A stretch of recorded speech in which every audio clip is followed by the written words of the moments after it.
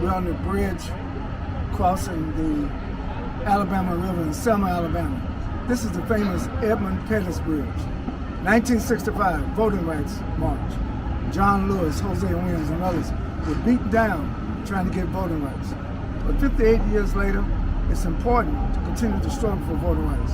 But something else we noticed while we're here in 2023, and that is the lack of economic development, the lack of having a plan to revitalize, rebuild this important historic city in terms of voting rights. But the potential is so great. So I'm very pleased to be here with John Hope Bryant. And if there's any city in America that needs some hope, some financial hope, it's Selma, Alabama. And I'm honored to be here, and I'm so thankful that Dr. Ben Chavis asked me to come. Master Young was thankful he asked me to come.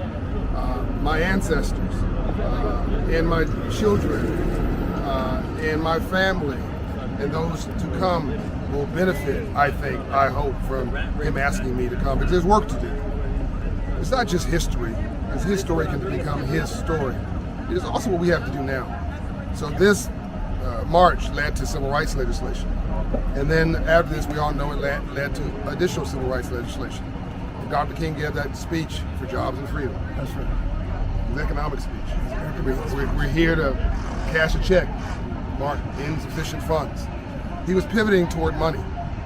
And it wasn't just the issue of black people at that point, because there's more poor whites in America than poor anybody else. And unfortunately, his life was cut short. What if we said today that there's additional work to do, that Hope needs a business plan? That a city like this needs more than dreams. Yes. It needs a business plan that creates wealth and opportunity and jobs and access. We need green rooms and not just red rooms. Green rooms of economic prosperity, of wealth creation, of home ownership, of job creation, of cashing checks, yes, but writing them also as business owners and wealth creators, which will change the landscape and the reality of all that we've seen today. So I'm honored to come here to memorialize this day and to honor our ancestors, and thank you to Dr. Ben Chavis and so many others. Well, there's work to do. So this is a shout out to our colleagues in No Labels, John Hope Bryant and I, are in Selma, Alabama. This is about voting rights, but it's also about financial literacy. One of the core values of No Labels is equal opportunity.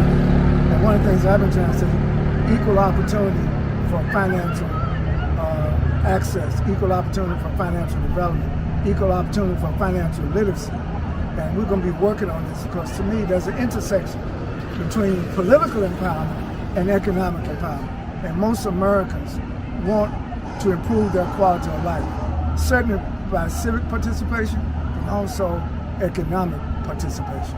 And building on that, Dr. Chavis, if you don't mind me saying it, yes, we owe a debt to civil rights. We also need some civil rights.